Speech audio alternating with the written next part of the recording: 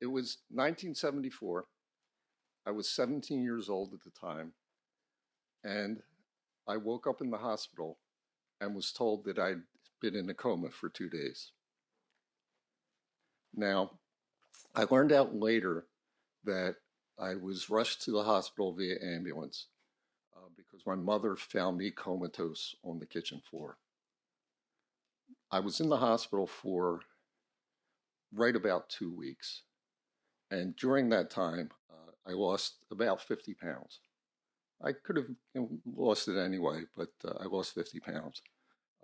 For those that I've just caught your attention, I don't recommend the coma diet. So while I was in the hospital, I was diagnosed with type 1 diabetes. It had been lingering inside me for pretty much my entire life at that point. And it chose my senior year in high school to make itself known. So in the hospital, after the diagnosis occurred, because I was what they called a brittle diabetic, the only way to treat it at that point in time was through multiple insulin injections. And by multiple injections, from the start, I was on probably about 10 different injections a day. Part of the entire process was that the nurses taught me how to do the injections myself, because eventually I would be released. But they would be waking me up at all hours of the night to check my blood sugar and then take me through and get an injection done. So I was in the hospital for about 2 weeks. But during that time, I probably didn't get any more sleep other than about an hour and a half at a time. So it was quite exhausting while I was there. Now, during my stay in the hospital, there were quite a few incidents or occurrences that happened, somewhat memorable. The first one was a priest came into my room and asked me if I'd like to give confession. I politely declined, and he came back with a disturbing response. He said, "Well, I gave you the last rites, but you're alive, so that doesn't count anymore." At that point, I really started questioning religion.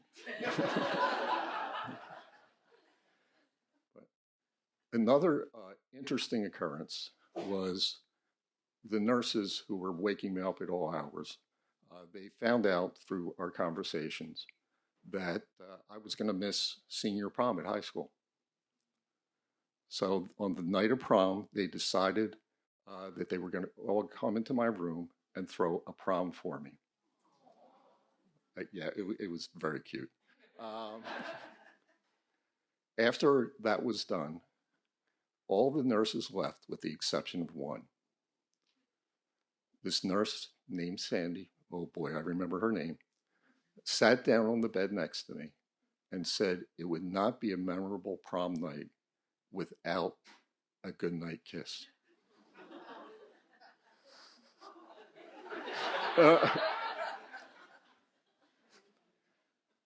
She sat next to me and laid a kiss on me that lasted for quite a while and was quite intense.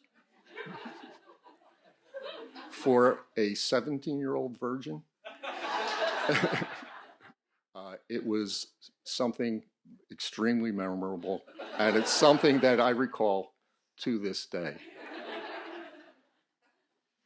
Now, when I was diagnosed, my family doctor told me that based upon my condition, that he did not expect me to live past 35 years old.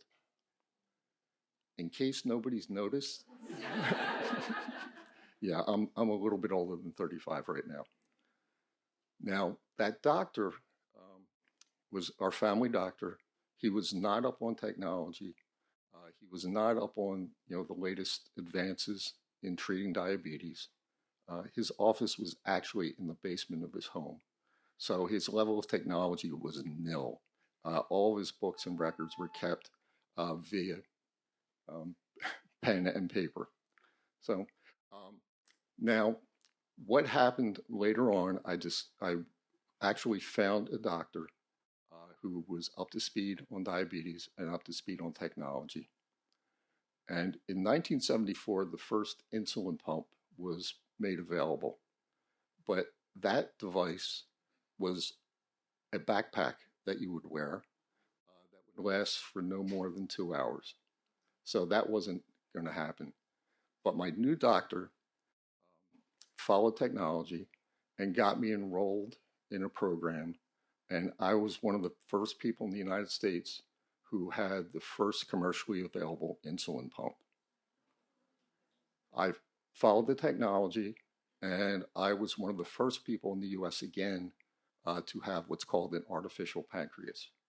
So that's helped me, and that's got me to the point where I am today. I will get there in a second. So I can honestly say that the technology has allowed me to live past 35 years and be with you here this evening. And that I'm extremely thankful for. I'm also extremely thankful for nurses. Uh,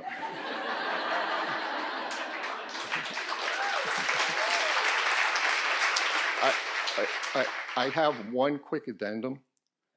Last night, my new granddaughter was born, and I'm thankful for that as well. Thank you.